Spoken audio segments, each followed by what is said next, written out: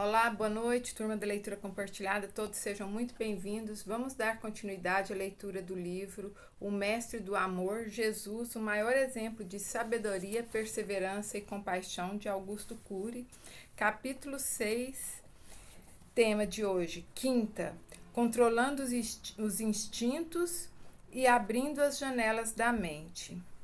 Permita-me imaginar o complexo cenário que estava ocorrendo nos bastidores da cruz.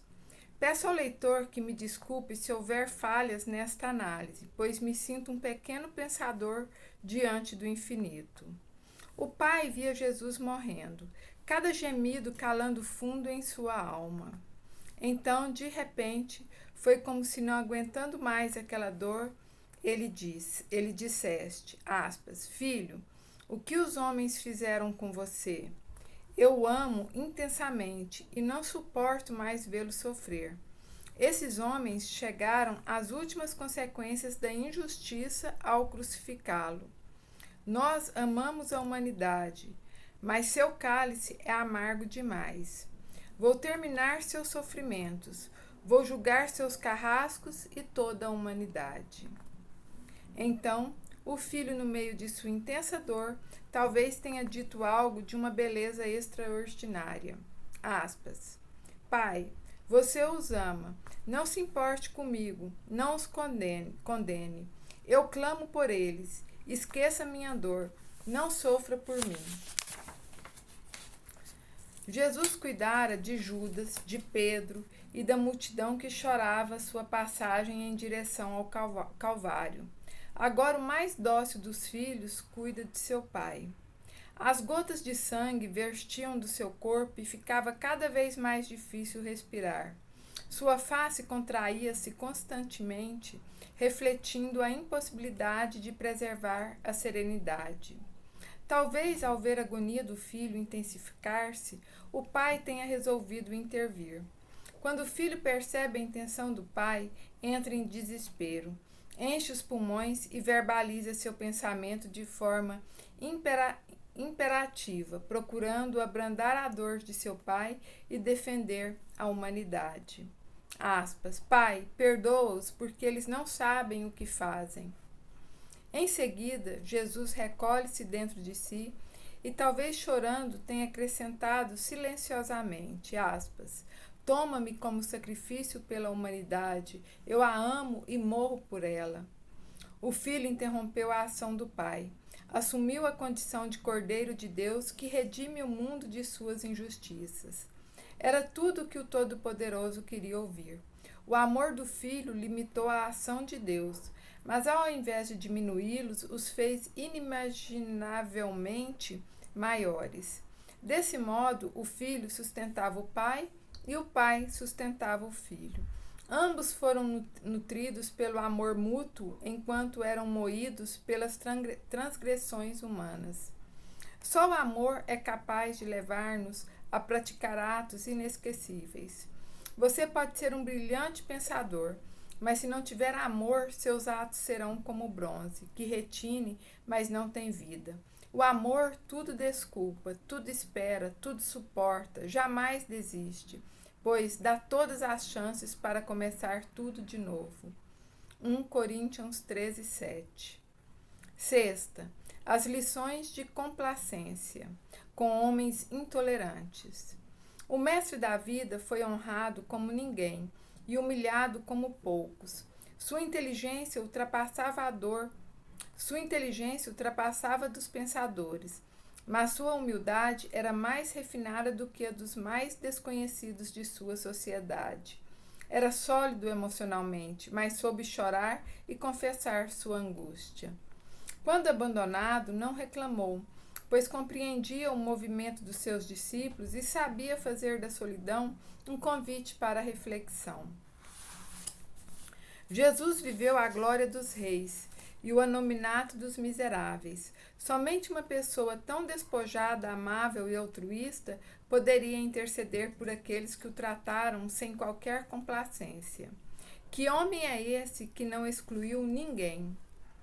Suas energias deveriam estar totalmente concentradas na sua dor e na preservação da sua vida. mas ele as deslocava para os que o cercavam, pois tinha uma habilidade incomum de pensar nos outros e não em si mesmo. Tema: sétima, olhando além da cortina do sistema social. Jesus desculpou homens indesculpáveis. Por quê? Qual foi o segredo que ele usou para perdoar? Durante anos tenho ouvido meus pacientes falarem da dificuldade de perdoar aqueles que os feriram. Tentam, mas nem sempre conseguem. Diversas vezes procurei ajudá-los, mas muitos falharam.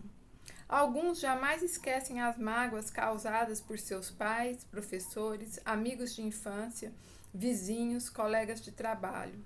Carregam cicatrizes profundas na memória. Convenci-me de que perdoar não é fácil. Entretanto, quando comecei a estudar detalhadamente a primeira frase de Jesus na cruz, meus olhos se abriram. O segredo para perdoar é compreender. Não se esforce para perdoar quem o magoou. Empregue sua energia em compreendê-lo. Se compreender as fragilidades, insegurança, infelicidade, reações inconscientes dele, você naturalmente o perdoará.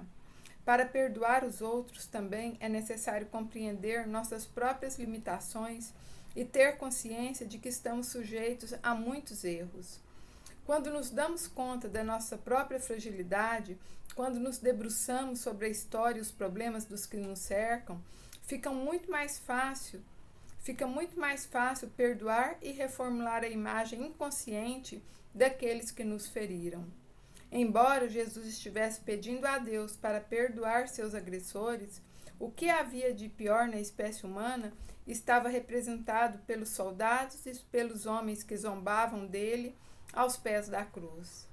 Para perdoá-los, o mestre teve de ir longe demais em seu raciocínio.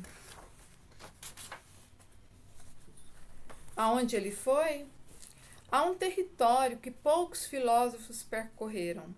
Foi além do horizonte dos comportamentos dos seus inimigos e viu que o sistema social estava entorpecendo a capacidade deles de pensar e de serem verdadeiramente livres para decidir.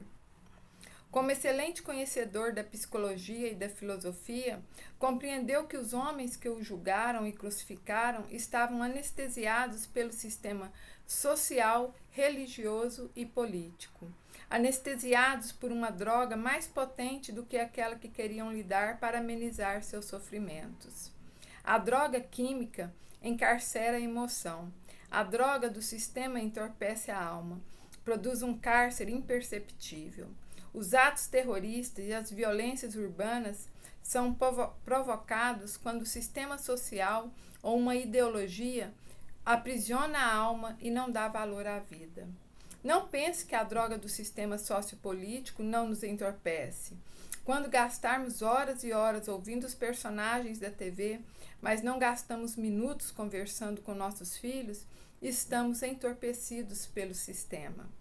Será que nos damos conta do que estamos fazendo quando lutamos para dar o mundo para nossos jovens, mas nos esquecemos de lhes dar nossa história de vida e o nosso tempo?